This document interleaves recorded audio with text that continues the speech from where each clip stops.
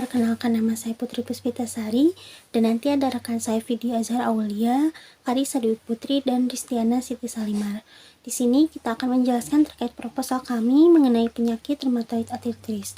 Nah, kenapa sih yang dipilih penyakit rheumatoid arthritis? Nah, adapun alasan yang kami ambil gitu ya, kenapa memilih penyakit itu, yaitu yang pertama, prevalensi penyakit RA itu tinggi, mempengaruhi sekitar 1% populasi global, dan dampak signifikannya juga menyebabkan kecacatan, nyeri, dan mengurangi kualitas hidup. Serta RA meningkatkan risiko penyakit kardiovaskular, osteoporosis, dan infeksi. Nah, adapun faktor ekonominya itu biaya pengobatannya tinggi, maka pengobatan RA memerlukan biaya besar untuk obat-obatan dan perawatannya. Terus kehilangan produktivitas juga. RA ini menyebabkan kehilangan hari kerja dan produktivitas, serta beban ekonominya pun mempengaruhi ekonomi keluarga dan masyarakat.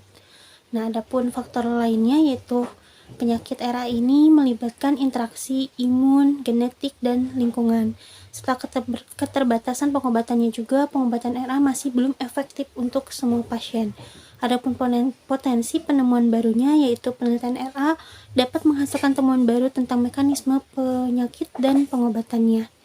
Nah, maka judul proposal kami yaitu analisis efektivitas rangkaian biaya pengobatan rheumatoid arthritis.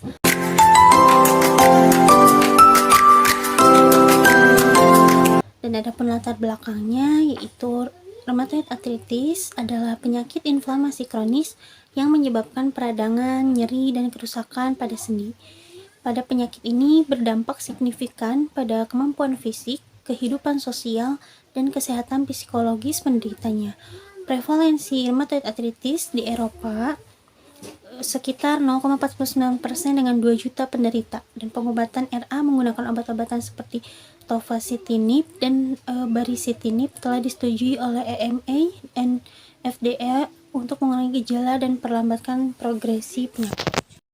Selanjutnya yang akan dibahas yaitu mengenai rumusan masalah dan tujuan penelitian serta manfaat penelitian.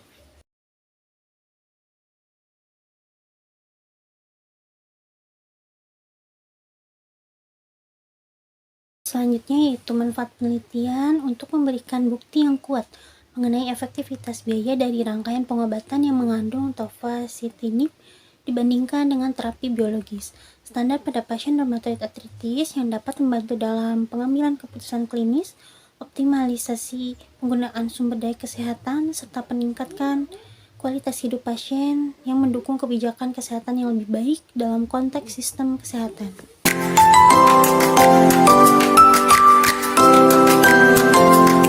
Selanjutnya yaitu penjelasan mengenai bab 2 tentang tinjauan pustaka.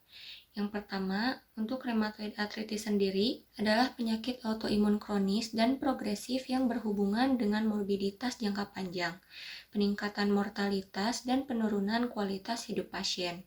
Rheumatoid arthritis menyerang sendi dengan prevalensi sekitar 0,1 sampai 0,38% populasi global. RA ditandai oleh peradangan kronis pada sendi yang menyebabkan kerusakan jaringan, nyeri, keterbatasan fungsi, dan dapat berujung pada kecacatan permanen. Selain menyerang sendi, RA juga dapat melibatkan organ lain, sehingga menjadi penyebab utama disabilitas global. Selanjutnya, untuk pengobatan rheumatoid arthritis. Pengobatan RA bertujuan untuk mencapai remisi atau aktivitas penyakit rendah atau low disease activity atau LDA dengan meminimalkan kerusakan sendi dan memperbaiki kualitas hidup pasien. Pengobatan yang pertama yaitu konvensional sintetik DMARDS atau CS-DMARDS yang mencakup methotrexate atau MTX adalah terapi lini pertama yang direkomendasikan oleh American College of Rheumatology atau ACR dan European Alliance of Association for Rheumatology atau EULAR. Jika respon tidak memadai, terapi dapat dilanjutkan dengan obat biologis atau sintetik yang ditargetkan. Pengobatan yang kedua yaitu biologic DMARDS atau BDMARDS. Contohnya ada inhibitor tumor necrosis factor atau TNF seperti adalimumab, tocilizumab, dan abatacept. Digunakan jika CS-DMARD gagal memberikan hasil yang diharapkan. Bisa digunakan sebagai monoterapi atau dalam kombinasi dengan CSDMARD, terutama MTX atau metotrexat pada pasien yang intoleran terhadap CSDMARD atau BDMARD.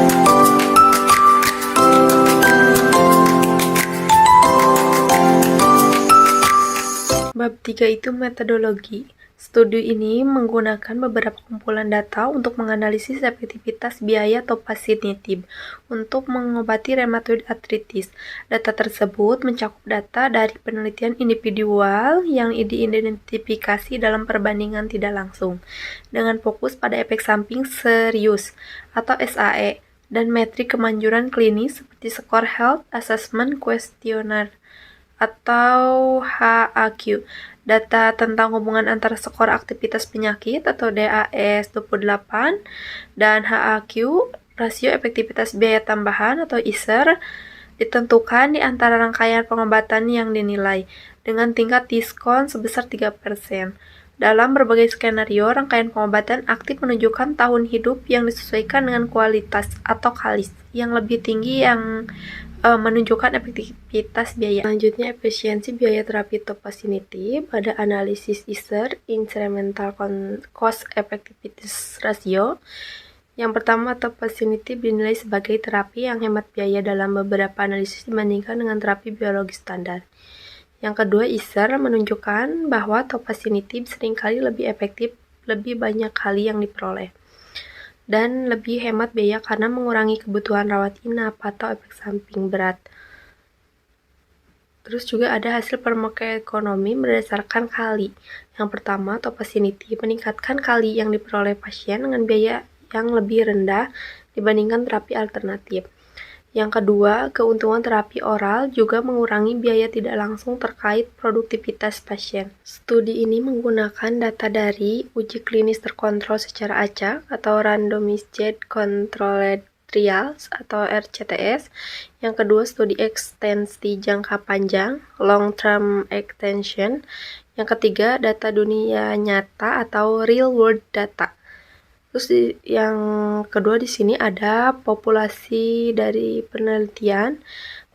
Yang pertama, kelompok pasien RA dengan derajat keparahan sedang hingga berat, pasien yang gagal merespon terapi CSDMARD atau BDMARD sebelumnya, pasien yang menerima tofacitinib sebagai monoterapi atau kombinasi dengan metotrexat.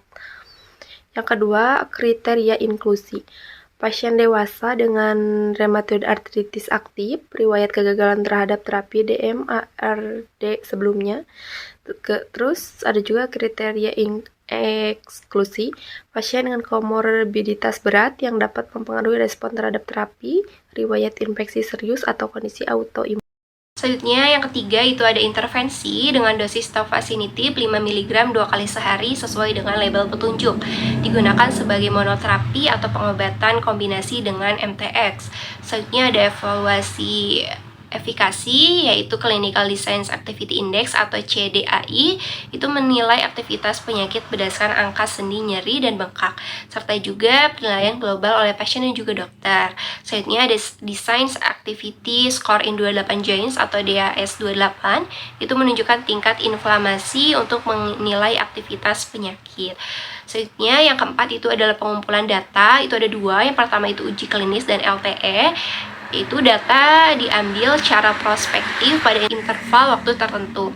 Hasil utamanya mencakup tingkat remisi DAS28-nya itu kurang dari 2,6 atau CDAI-nya itu kurang dari 2,8.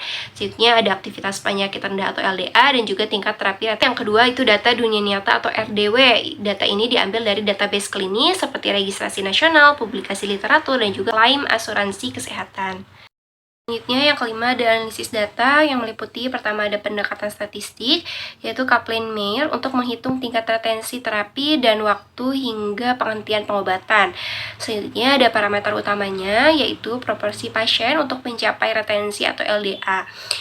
Ada juga perbandingan yaitu hasil terapi tofacitinib dibandingkan dengan terapi lain, misalnya kombinasi dengan MTX atau terapi biologi. Yang kelima ada analisis data, itu meliputi yang pertama ada pendekatan statistik yaitu Kaplan-Meier untuk menghitung tingkat retensi terapi dan waktu hingga penghentian pengobatan. Selanjutnya ada parameter utama yaitu proporsi pasien yang mencapai remisi atau LDA. Selanjutnya ada perbandingan hasil terapi.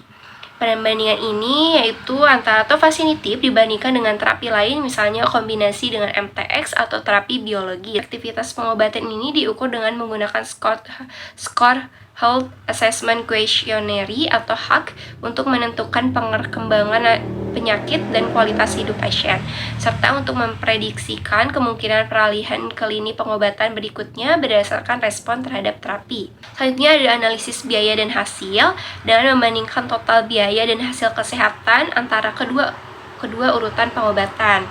Selanjutnya ada data dan juga sumber. Data yang digunakan dalam model ini diambil dari studi klinis dan meta-analisis yang relevan, serta informasi praklinis yang sudah ada. Mungkin cukup sekian pemaparan proposal dari kelompok kami. Mohon maaf jika masih ada kesalahan dalam pengucapan atau penulisannya. Wabillahi taufiq wal hidayah. Wassalamualaikum warahmatullahi wabarakatuh. Bye!